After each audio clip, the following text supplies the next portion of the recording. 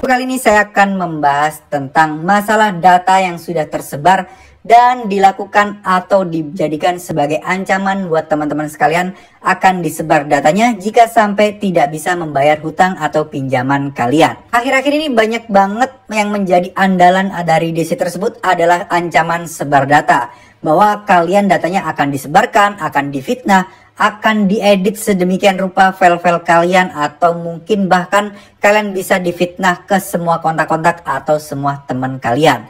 Nah, sebelum kita lebih jauh, kita akan membahas dulu aturan dari POJK, di mana penggunaan data itu sudah diatur loh di sana dan tidak boleh dilanggar. Salah satunya adalah pasal keempat, yaitu akses dan penggunaan data pribadi, yaitu penyelenggara wajib memperoleh persetujuan dari pemilik data pribadi untuk memperoleh dan menggunakan data pribadi. Untuk memperoleh itu ada di aplikasi yang kalian install. Contoh, misal kalian install aplikasi pinjol ilegal yang meminta akses data. Nah, kalau kalian izinkan, berarti mereka diperbolehkan. Cuman di sini ada aturan lain yang mengatur bahwa aplikasi pinjol itu tidak boleh mengakses kontak atau tidak juga boleh mengakses file yang atau foto yang ada di HP kalian. Jadi sudah clear ya, jelas ya. Kalau misalnya aplikasi minta akses bisa mengakses kontak yang ada di HP kalian atau galeri kalian, nah itu berarti sudah dipastikan aplikasi itu ilegal dan jangan dicoba atau segera uninstall teman-teman ya. Karena mereka bisa mengakses seluruh kontak nomor HP kalian dan bisa mendownload seluruh foto-foto yang ada di galeri HP kalian. Sebagai landasan hukumnya, pasal 49, jika sampai ada aplikasi pinjaman online legal tersebut melanggar dan memanfaatkan data pribadi kalian atau mungkin bahkan menyebarkannya, di sini tertulis ya, penyelenggara yang melanggar ketentuan sebagaimana yang dimaksud pasal 42, 43, 44, 45, 46, 47, 48 dan seterusnya akan dikenai sanksi administratif berupa peringatan tertulis, kemudian denda yaitu kewajiban untuk membayar jumlah uang tertentu, pembatasan kegiatan usaha, dan pencabutan izin. Pasal ini bisa kalian jadikan untuk penyanggah yang kalian sertorkan atau kalian kirim balik ke DC-DC yang mengancam kalian untuk menyebarkan data tersebut. Nah, jika sampai data kalian tersebar, ini sebenarnya sangat menguntungkan untuk kalian. Kenapa? Kalian langsung laporkan ke pinjolnya kalau pada DC yang berusaha untuk mengancam kalian untuk sebar data, dan kalian juga bisa melampirkan ini sebagai bukti dan kalian kumpulkan bukti-bukti chat dari DC tersebut kepada OJK. Jadi dengan kata lain, kalian sudah melaporkan tindak pelanggaran penyebaran data yang di sini sanksinya bisa sampai pencabutan izin dan membuat pinjol tersebut ditutup. Ya, sekarang kita akan coba bahas seberapa canggih si aplikasi pinjol ini dan sampai mana mereka bisa ngehack data-data pribadi kalian. Yang pertama, kalau misalnya pinjol legal dan jelas mereka tidak bisa akses file dan kontak kalian, terus kenapa mereka bisa mempunyai data-data kalian yang lain? Jawabannya sangat simpel.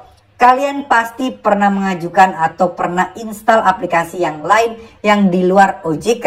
Ya, dan disitulah data kalian sudah tersedot dan sudah diambil semuanya. Oke, itu poin pertama. Poin yang kedua, kan kalian pinjam di legal dan yang ngancam ini adalah pinjol legal juga. Kok dia bisa ya punya data semua itu?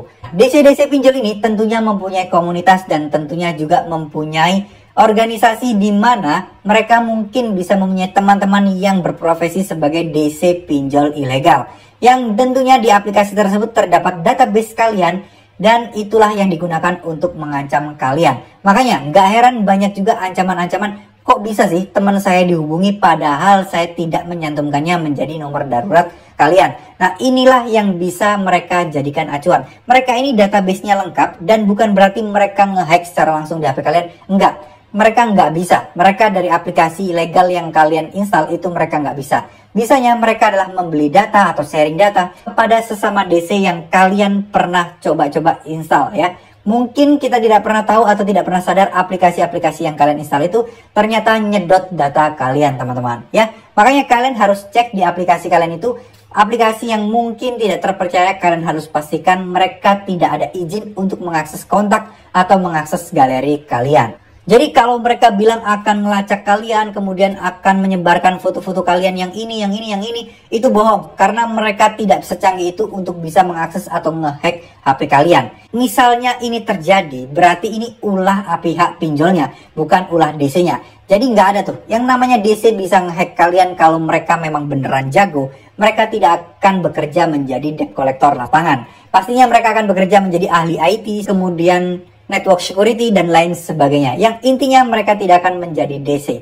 Yang ada mereka hanyalah disuplai data dari kesalahan-kesalahan kalian sebelumnya. Jelas ya, semoga ini kalian simpen aja pasal-pasal ini. Kemudian kalian ajukan. Aturan ini tertulis di Peraturan Otoritas Jasa Keuangan Republik Indonesia atau POJK nomor 10 POJK.5/2002 tentang pelayanan pendanaan bersama berbasis teknologi informasi. Nah, kalian bisa salin, kalian bisa download file ininya, kalian baca semuanya biar kalian nggak mudah ditakut-takuti dan nggak mudah diancam-ancam oleh oknum DC tersebut. Biasanya oknum-oknum yang mengancam sebar data ini, mereka itu kadang tidak mau menyebutkan nama aplikasinya. Kenapa? Karena kalau kalian capture, mereka bisa dalam masalah jika kalian melaporkannya. Jadi kalian capture aja setiap apa yang mereka ancamkan kepada kalian untuk kalian jadikan bukti. Biasanya untuk ancaman sebar data ini tidak pernah dilakukan dan ini biasanya hanya gertakan saja teman-teman. Semoga video ini bisa bermanfaat. Terima kasih. Wassalamualaikum warahmatullahi wabarakatuh.